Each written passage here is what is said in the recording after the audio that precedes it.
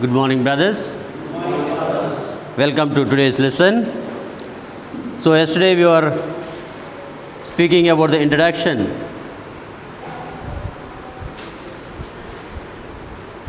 In the introduction, we have seen, is virtue out of place, out of date, or out of age? Then afterwards, we have seen the need for talking about virtues. So it is a must for our human lives. Our good behavior is a must. We have no option but to imbibe the good habits. Then afterwards we have seen making a decision. Decision is critical, and on that only depends on our virtue, what we are choosing. The virtues, simply they don't come. We have to make an effort. First you have to make a choice and be committed to that choice. Then you can imbibe this good character. So next point today we will see, fourth point, virtue in scriptures. Fourth point, virtue in scriptures.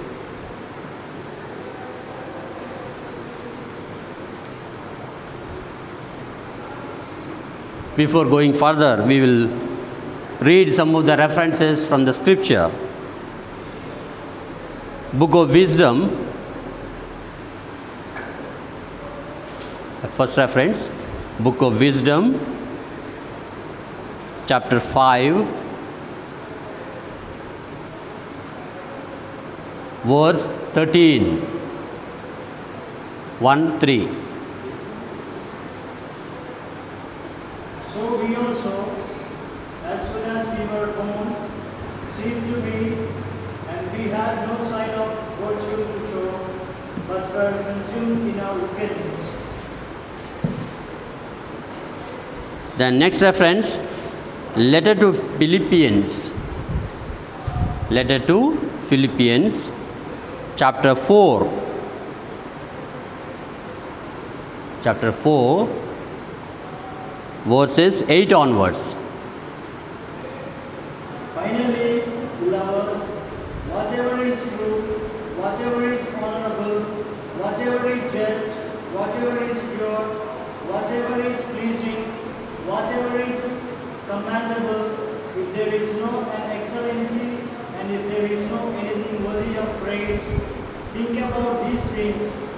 Keep on doing the things that you have learned and received and heard and seen in me, and the God of peace will be with you. Next reference, second letter of St. Peter. Second letter of St. Peter, chapter 1, verses 5-7. For this very reason, you must make every effort to support your faith with goodness, and goodness with knowledge, and knowledge with self-control, and self-control with endurance, and endurance with godliness, and godliness with mutual affection, and mutual affection with love. Okay, these are some of the references from scriptures speaking of different virtues. So the notion of virtue is not alien to Holy Scriptures. The notion of virtue is not an alien to Holy Scriptures.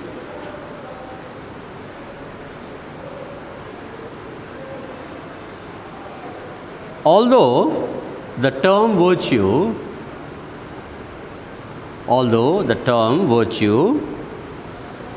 is hardly ever used in the Bible,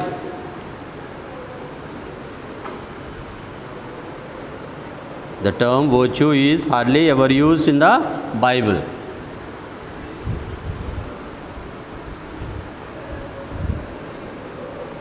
And just now we have read 3 references from the Old Testament and from the New Testament, where the references are made to virtue.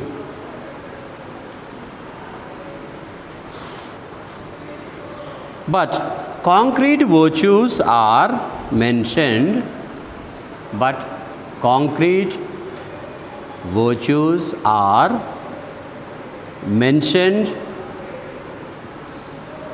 and recommended everywhere.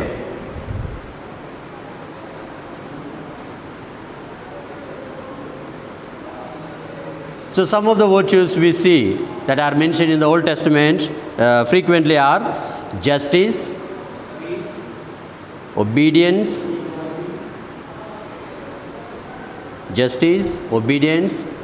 faithfulness,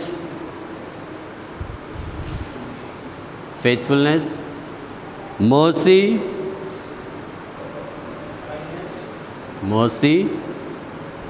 patience,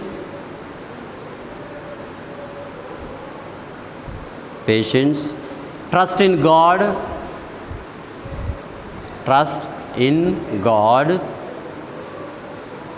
and fear of the Lord,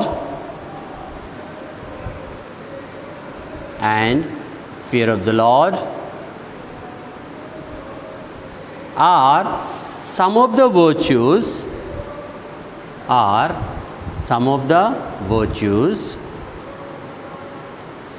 frequently mentioned by the Old Testament writers.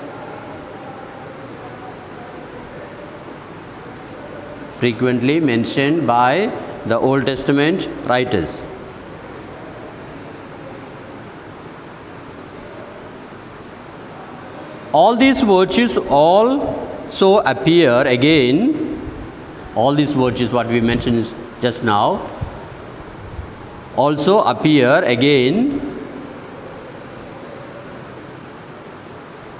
in the New Testament.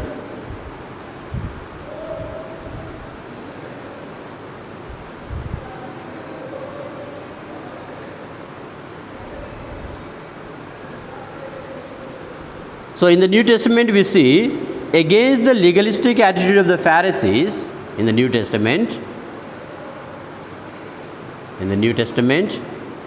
against the legalistic attitude of the Pharisees,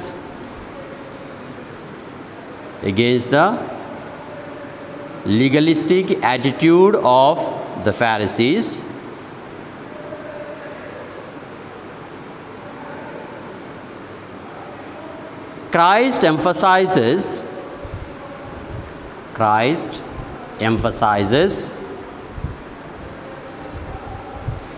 the greater importance of the virtues,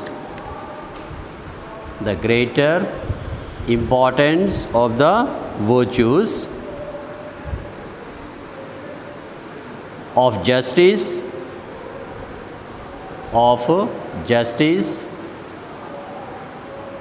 mercy,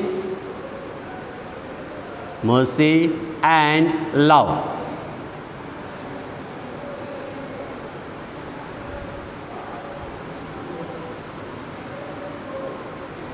The believers are exhorted, the believers or the followers or the disciples of Jesus are exhorted to put on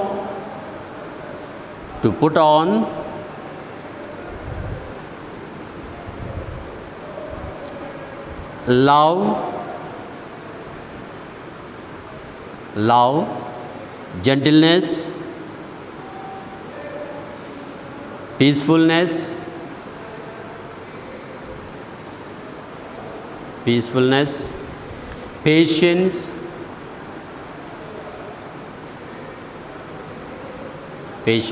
meekness,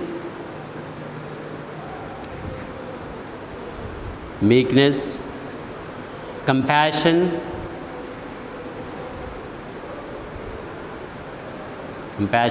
forbearance,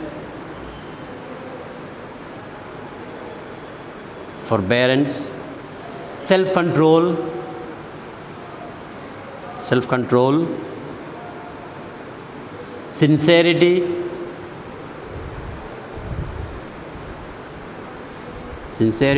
and godliness.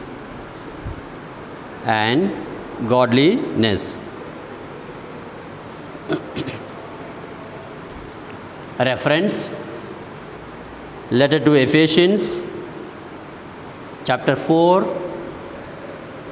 verse 24. Can you read? Ephesians chapter 4, verses 24.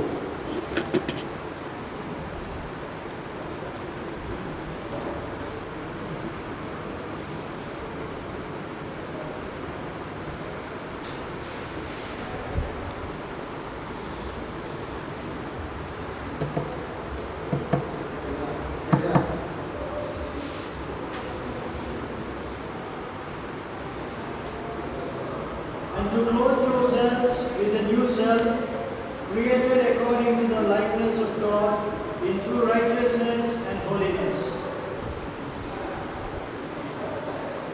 24.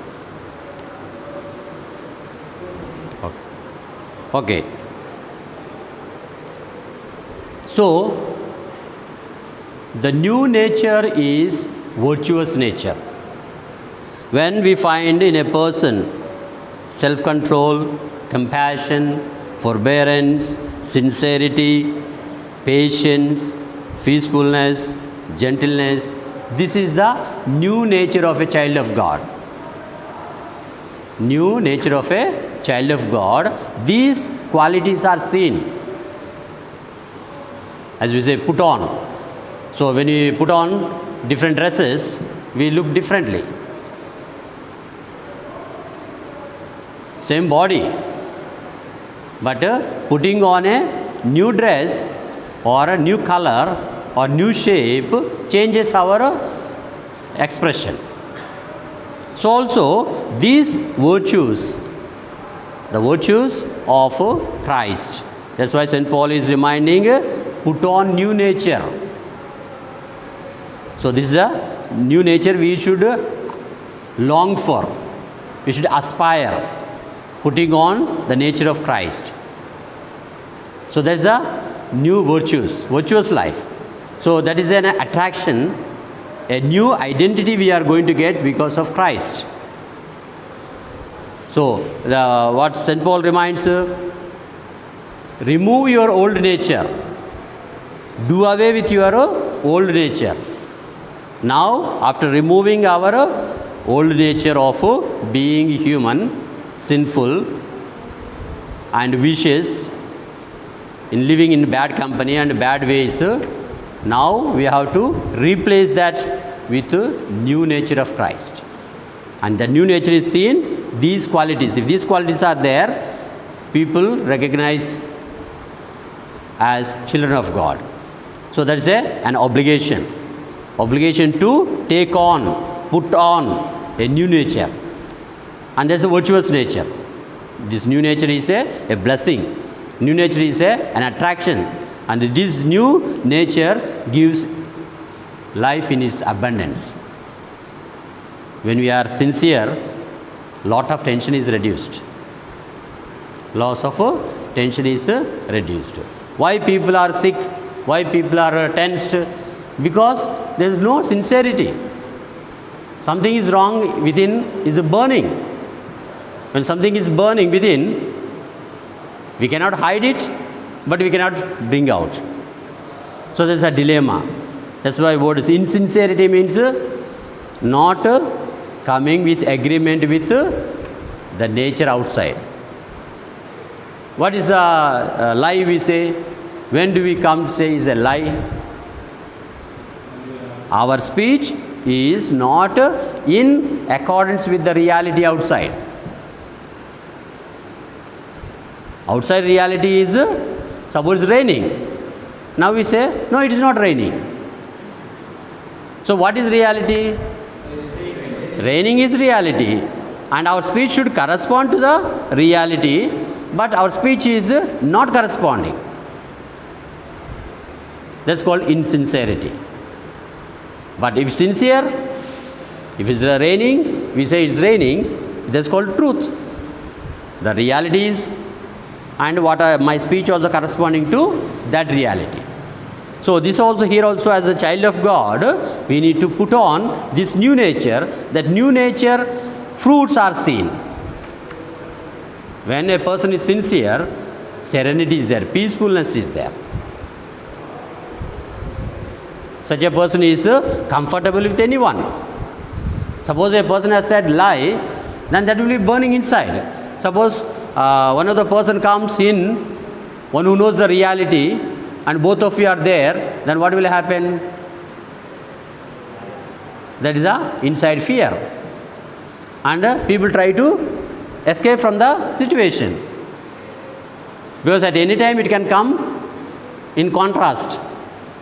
One who knows the reality and one who is speech is not corresponding to the reality. So that is a difficult inner conflict. So that inner conflict will not give peacefulness, serenity. So that is the new nature. Nature of Christ is a new nature for the children of God. And that's what our obligation is to put on. In accordance with eschatological character, in accordance with the eschatological character,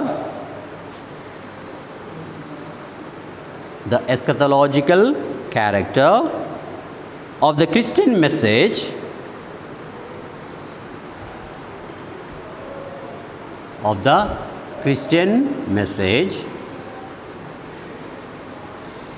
virtues like vigilance,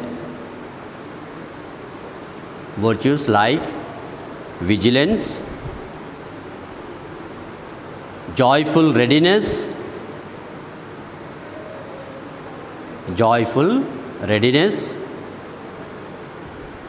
temperance,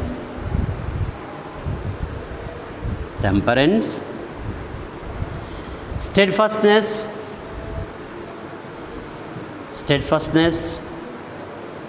are brought to the foreground.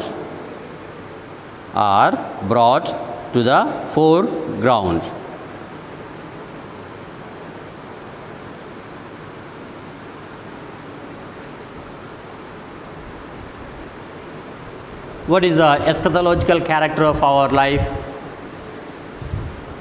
Eschatology, you might have studied? Yeah. Life after death. In other words, we can say our goal, Christian goal, follower of Christ's goal. So, when a person is focusing on the goal, such people will have these qualities. What are the qualities just now mentioned? Vigilance.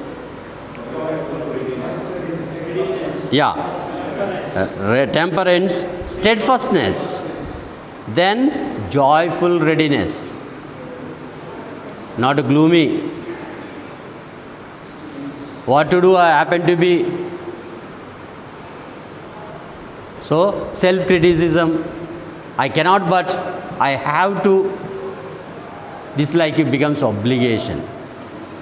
But when you say ready, joyful readiness means with lot of love, lot of expectation, enthusiasm, and lot of waiting eagerly to reach that eschatological reality. And that is the boost, that is the power of the believer. That is the power of the believer of Christ. So if this is lacking, our eschatological character of our life is lacking, then our life will be dull. Is it boring? What do you say boring? Because I am not interested.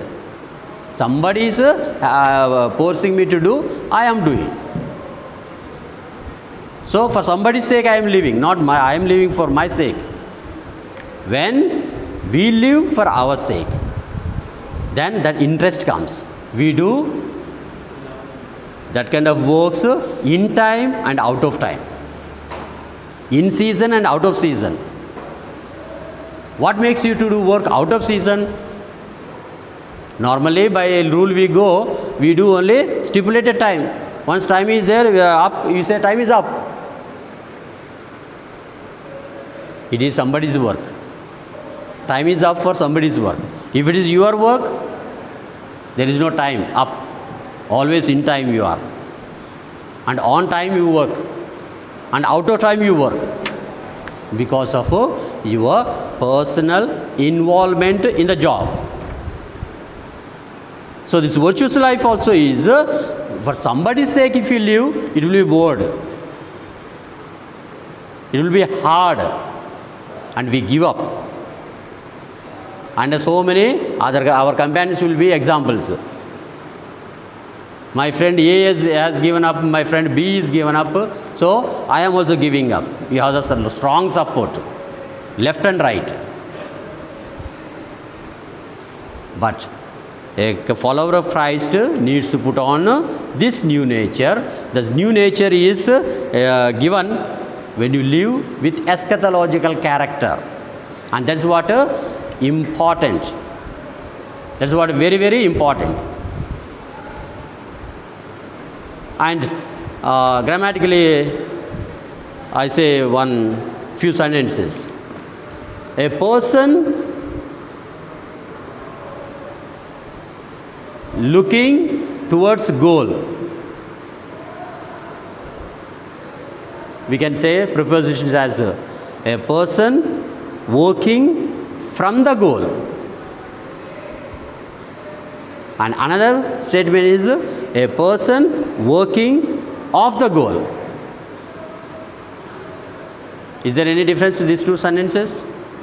Person working from the goal, one statement. And a person, second statement, a person working off the goal. What is the difference? From the goal working and off the goal working. So is there any difference? What difference?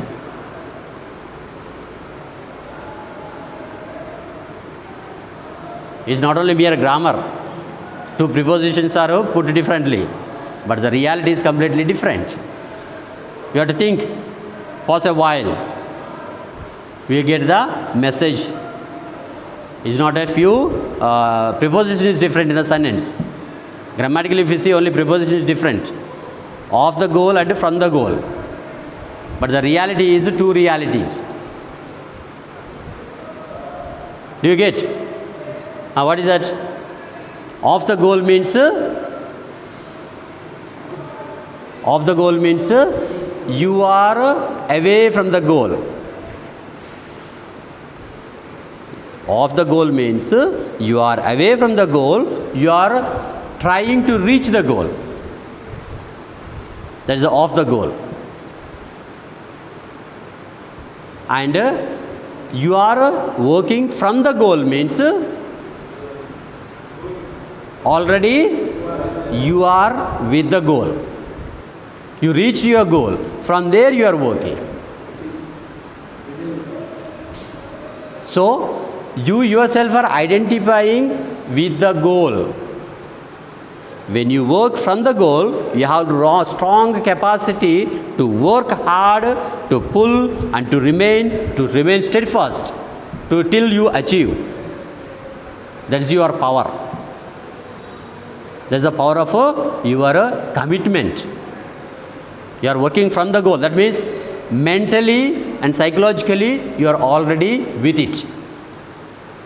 Only physically you may have to reach. And that's called inner power of the person. Inner power of the person is working from the goal. And we have to walk towards off the goal. This is a natural gradation, stepwise. And it may take some more time. It may take some more time and some more energy and some more preparation. So this reality is a constant reality. So that's why as a believer, as a child of God, we have to work from eschatological character. of life after death. And if that is our goal, you will have a strong power, vigilance, always you will be alert. In life, we will be alert to differentiate good and bad. If we are not alert, we are not vigilant, we may slip away. We may fall into danger. And we may lose our goal or path towards goal. So that is a very, very important. Having that eschatological character, expecting of our final end. That's why some of us lose interest. We start with vigorous. Being a disciple of Christ, follower of Christ, we start with vigor. Our Christian background, our family upbringing, and our community's rules and regulations support very much. But after some time, we lose this energy because of this not having clear-cut expectation of our goal. So it's a very challenging, but it's worth taking up this challenge as a child of God. So that we not be discouraged. As a child of God, we need to have that eschatological character, eschatological expectation, and that is our goal. So that's why we say, if your goals are clear, your path will be steady. If your goals are clear, your path will be steady. If the goal is not clear, then everything looks like the path only. Everything looks like, yes. But after some time we see is a misleading. So that's why in our following of Jesus, vigilance is one of the strong character, strong virtue that keeps us active and energetic. So your power is active when you are vigilant. Sometimes drooping spirits. Drooping spirits means our interest is losing. Day by day we lose. It's a human. Always we cannot keep our spirits. But if our eschatological character is in our forehead, our focus is, my goal is that. I want to reach that goal. And our focus is clear on the eschatological reality of my existence, then that will be very powerful in your path.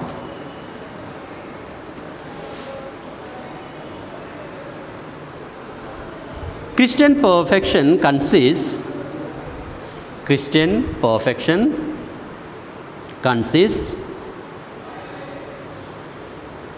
in conformity to the image of Christ, in conformity to the image of Christ,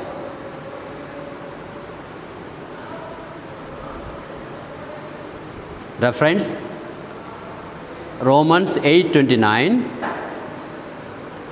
Romans 8:29, and in the new nature,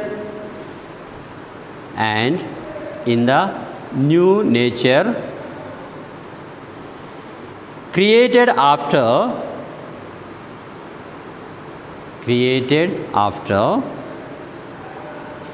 the likeness of God,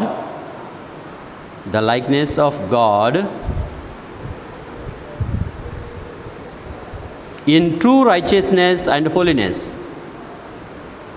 In true righteousness and holiness.